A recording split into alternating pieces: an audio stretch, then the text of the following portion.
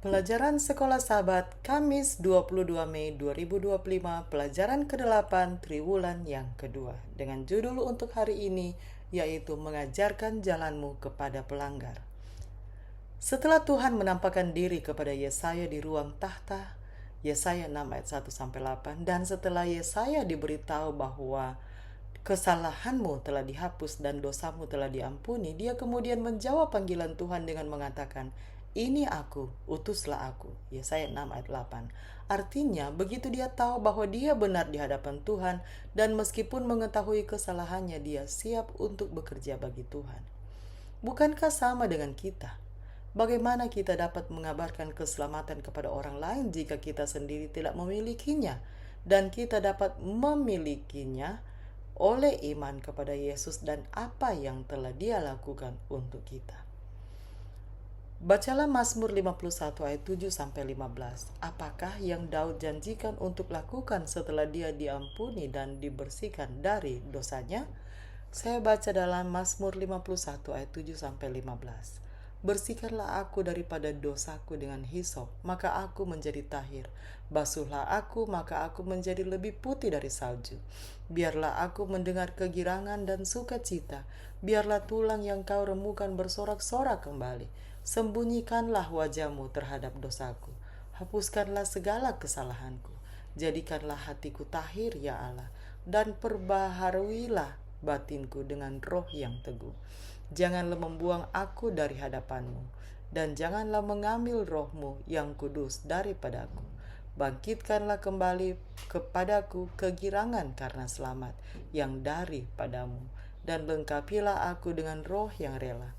Maka aku akan mengajarkan jalanmu kepada orang-orang yang melakukan pelanggaran, supaya orang-orang berdosa berbalik kepadamu.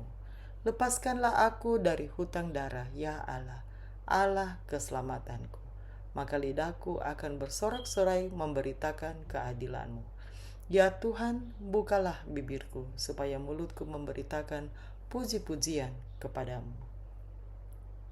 Dipanggil ke dalam hadirat Tuhan, pada akhirnya akan dikirim keluar. Dalam kebijaksanaannya, Tuhan telah menugaskan orang-orang yang ditebus untuk menjadi suara utamanya bagi dunia yang jatuh. Pada titik tertentu, dampak umatnya di bumi akan sangat terasa. Wahyu 18 ayat 1 memberitahu kita bahwa panggilan terakhirnya terhadap planet yang jatuh akan menerangi seluruh dunia. Pada saat seseorang datang kepada Kristus, seketika itu juga di dalam hatinya lahir kerinduan untuk menceritakan kepada orang lain bahwa ia telah menemukan seorang sahabat yang berharga di dalam Yesus. Kebenaran yang menyelamatkan dan menyucikan tidak bisa ia pendam di dalam hatinya. Jika kita dibungkus dengan kebenaran Kristus dan dipenuhi oleh sukacita dari Roh-Nya, kita tidak akan dapat berdiam diri. Jika kita telah merasakan dan melihat kebaikan Tuhan, kita akan memiliki sesuatu untuk diceritakan. Seperti ketika Filipus menemukan juru selamat, kita akan mengundang orang lain ke hadiratnya. Dalam Wahyu 15, pekabaran 3 malaikat didasarkan pada Injil yang kekal. Wahyu 14 ayat 6. Artinya, bahkan sebelum proklamasi keluar tentang menyembah Dia yang telah menjadikan langit dan bumi dan laut dan semua mata air, atau tentang jatuhnya Babel, atau tentang menyembah binatang dan patungnya, dasar Injil, keselamatan di dalam Yesus diberitakan. Dan itu karena peringatan dan pekabaran dari ketiga malaikat itu tidak ada artinya terlepas dari harapan dan janji bahwa mereka yang memberitakan pekabaran-pekabaran ini ada di dalam Yesus dan apa yang telah Dia lakukan untuk mereka. Terpisah dari Injil yang kekal, kita benar-benar tidak memiliki apapun yang berharga untuk dikatakan kepada dunia.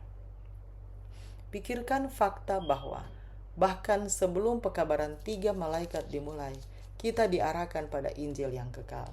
Apakah yang seharusnya hal ini ceritakan kepada kita tentang betapa mendasarnya kebenaran ini untuk semua yang kita percayai? Demikianlah bacaan pelajaran Sekolah Sahabat Kamis 22 Mei 2025. Sampai bertemu di bacaan pelajaran Sekolah Sahabat hari berikutnya. Tuhan memberkati.